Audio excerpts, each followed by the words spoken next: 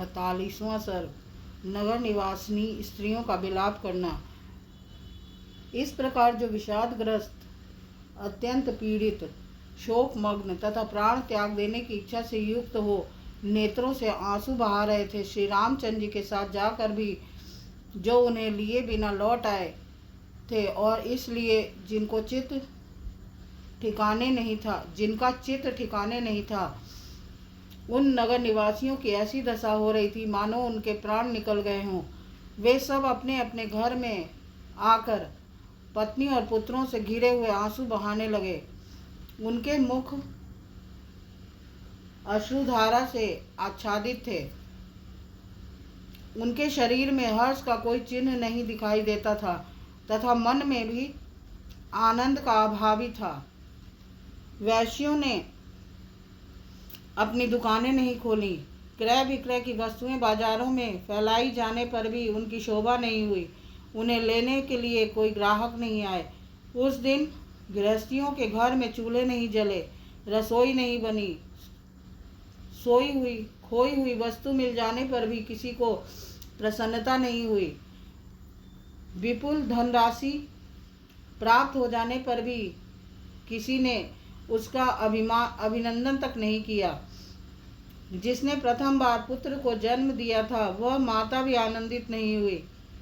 प्रत्येक घर की स्त्रियां अपने पतियों को श्री राम के बिना ही लौट कर आए देख रो पड़ी और दुख से आतुर हो कठोर वचनों द्वारा उन्हें कोसने लगी, मानो महापात अंकुशों से हाथियों को मार रहे हों। वे बोली, जो लोग श्री राम को नहीं देखते उन्हें घर द्वार, स्त्री पुत्र, धन दौलत और सुख भोगों से क्या प्रयोजन है। संसार में एकमात्र लक्ष्मण ही सत्पुरुष हैं जो सीता के साथ श्री राम की सेवा करने के लिए उनके पीछे पीछे वन में जा रहे हैं। उन नदियों, कमल मंडित बावड़ियों तथा सरोवरों ने अवश्य बहुत पुण्य किया होगा जिनके पवित्र जल में स्नान करके श्री रामचंद्र जी आगे जाएंगे। जिनमें रमणीय वृक्ष बलियां शोभा पाती हैं, वे सुंदर वन श्रेणियां, बड़े कछार वाली नदियां और शिखरों से संपन्न पर्वत श्री राम की शोभा बढ़ाएंगे। श्री राम जिस वन अथवा पर्वत पर जाएंगे वहां उन्हें अपने प्रिय अतिथि की भांति आया हुआ देख वे वन और पर्वत उनकी पूजा किए बिना नहीं रह सकेंगे।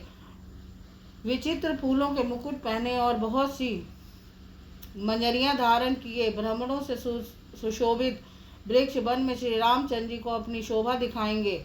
वहां के पर्वत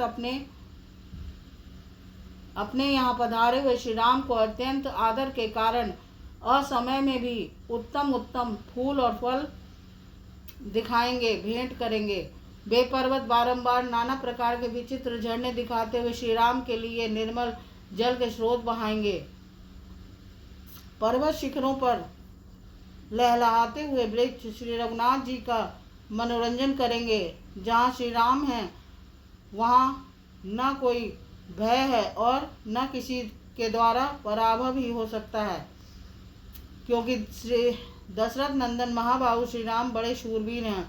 अतः जब तक वे हम लोगों से बहुत दूर नहीं निकल जाते, इसके पहले ही हमें उनके पास पहुंचकर पीछे लग जाना चाहिए।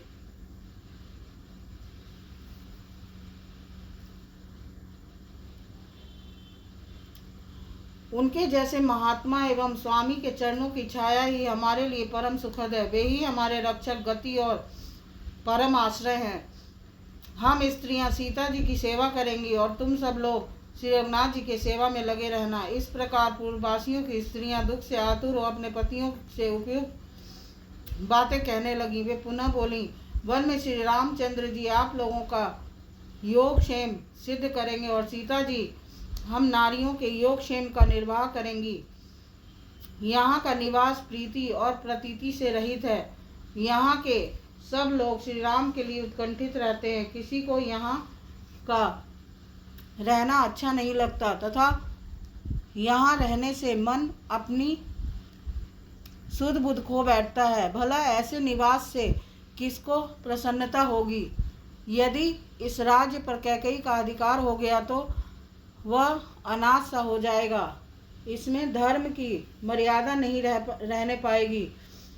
ऐसे राज्य में तो हमें जीवित रहने की आवश्यकता नहीं जान पड़ती। फिर यहाँ धन और पुत्रों से क्या लेना है? जिसने राज्य वैभव के लिए अपने पुत्र और पति को त्याग दिया, वह कुल कलंकिनी कैकेयी दूसरे किसका त्याग नहीं करेगी। हम अपने पुत्रों की शपथ खाकर कहती हैं कि जब तक कैकेयी जीवित रहेगी तब तक हम जीते जी कभी उसके राज्य में नहीं रह सकेंगी।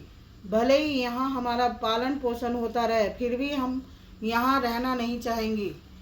जिस निर्दय स्वभाव वाली नारी ने महाराज के पुत्र को राज्य से बाहर निकलवा दिया है, उस अधर्म परायणा दुराचारणी कैकेयी के अधिकार में रहकर कौन सुखपूर्वक जीवन व्यतीत कर सकता है। कैकेयी के कारण ये सारा राज्य अनाथ एवं यज्ञ रहित होकर उपद्रव का केंद्र बन गया है। अतः एक दिन सब का विनाश हो जाएगा। श्री रामचंद्र जी के वनवासी हो जाने पर महाराज दशरथ जीवित नहीं रहेंगे। साथ ही यह भी स्पष्ट है कि राजा दशरथ की मृत्यु के पश्चात इस राज्य का लोप हो जाएगा। इसलिए अब तुम लोग यह समझ लो कि अब हमारे पुण्य समाप्त हो गए। यहाँ रहकर हमें अत्यंत दुख ही भोगना पड़ेगा। ऐसी दशा में या तो जहर घोलकर पी जाओ या श्री राम का अनुसरण करो, अथवा किसी ऐसे देश में चले चलो जहाँ कैकेयी का नाम भी न सुनाई पड़े। झूठे घर की कल्पना करके पत्नी और लक्ष्मण के साथ श्री राम को देश निकाला दे दिया गया और हमें भरत के साथ बांध दिया गया। अब हमारी दशा कसाई के घर बंधे हुए पशुओं के समान हो गई है। लक्ष्मण के ज्येष्ठ भ्राता श्री राम का सुखपूर्वक चंद्रमा के समान मनोहर मुख पूर्ण चंद्रमा के समान मनोहर है। उनके शरीर की कांति श्याम, गले की हंसली मान से ढकी हुई, भुजाएं घुटनों तक लंबी और नेत्र कमल के समान सुंदर हैं। वे सामने आने पर पहले ही बातचीत छेड़ते हैं तथा मीठे और सत्य वचन बोलते हैं। श्री राम शत्रुओं का दमन करने वाले और महान बलवान हैं, समस्त जगत के लिए सौम्य हैं। उनका दर्शन चंद्रमा के समान प्यारा है। निश्चय ही मतवाले गजराज के समान पराक्रमी पुरुष महारथी श्री राम भूतल पर विचरते हुए वन स्थलियों की शोभा बढ़ाएंगे। नगर में नागरिकों की स्त्रियों नागरिकों की स्त्रियां इस प्रकार विलाप करती हुई दुख से संतप्त हो इस तरह जोर जोर से रोने लगी मानो उन पर मृत्यु का भय आ गया हो। अपने अपने घरों में श्री राम के लिए स्त्रियां इस प्रकार दिन भर विलाप करती रहीं। धीरे धीरे सूर्यदेव अस्ताचल को चले गए और रात हो गई। उस समय किसी के घर में अग्निहोत्र के लिए भी आग नहीं जली, स्वाध्याय और कथा वार्ता भी नहीं हुई। सारी अयोध्या पूरी अंधकार में पुती हुई सी प्रतीत होती थी। बनियों की दुकानें बंद होने के कारण वहाँ चहल पहल नहीं थी। सारी पुरी की हंसी खुशी छिन गई थी। श्री राम रूपी आश्रय से रहित अयोध्या नगरी जिसके तारे छिप गए हों, उस आकाश के समान श्रीहीन जान पड़ती थी। उस समय नगर वासिनी स्त्रियां श्री राम के लिए इस तरह शोकातुर हो रही थी मानो उनके सगे बेटे या भाई को देश निकाला दे दिया गया हो। वे अत्यंत दीन भाव से विलाप करके रोने लगीं और रोते रोते अचेत हो गईं, क्योंकि श्री राम उनके लिए पुत्रों तथा भाइयों से भी बढ़कर थे। वहाँ गाने बजाने और नाचने के उत्सव बंद हो गए। सबका उत्साह जाता रहा। बाजार की दुकानें नहीं खुली। इस सब कारणों से उस समय अयोध्या नगरी जलहीन समुद्र के समान सुनसान लग रही थी। इस प्रकार श्री वाल्मीकि निर्मित आदि रामायण आदि काव्य के अयोध्या कांड में 48वां सर्ग पूरा हुआ। बोल सियापति रामचंद्र की जय।